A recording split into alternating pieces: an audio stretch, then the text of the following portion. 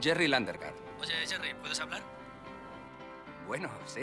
Bada fenomeno bat munduko beste fenomeno guztiak jo eta pasa zituena. Telefono mugikorrarena.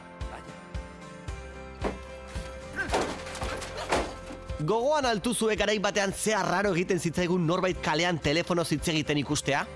Aberaskumeen eta txoro banderen lelokeriak iruditzen zitzaizkigun? Baina azkenean denok erori ginen. Edo ia denok. Norbait ikusten bali mazenun kalian telefono mobiletik izketan, uazan arroputza. Ez ginela orduan ere ohartzen zer ekarriko zuen horrek, eta horrek ekarri du besteak beste komunikatzeko moduak aldatu dira, goiti bera, baita idazteko moduak ere, hizkuntzaren inguruko pertzepzioak ere asko aldatu dira. Krisia. Bai, batez ere kontaktuengatik eta hola, biti gara oso lotuta mugikorrarekin.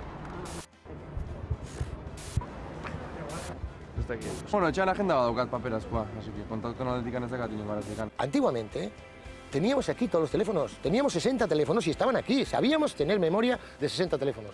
Antiguamente 6 tal. Hemos perdido memoria con el teléfono y hemos perdido calidad de vida, creo también. Tampoco creo que nos aporte tanto. Sakelako telefonoa 80ko hamarkadan eratu zen. Eta ordura arte luxuzkoa zen produktua kontsumo zabalekoa izatera pasatu zen.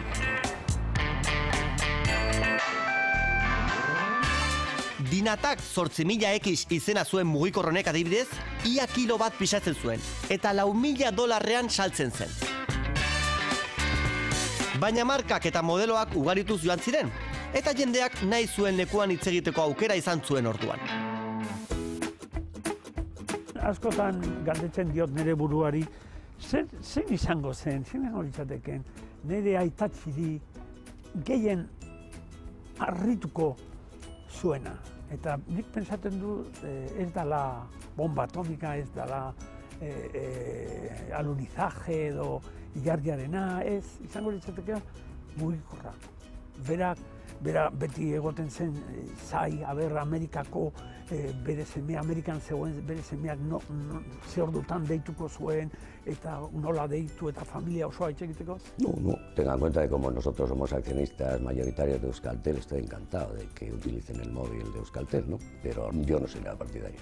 No me gusta nada.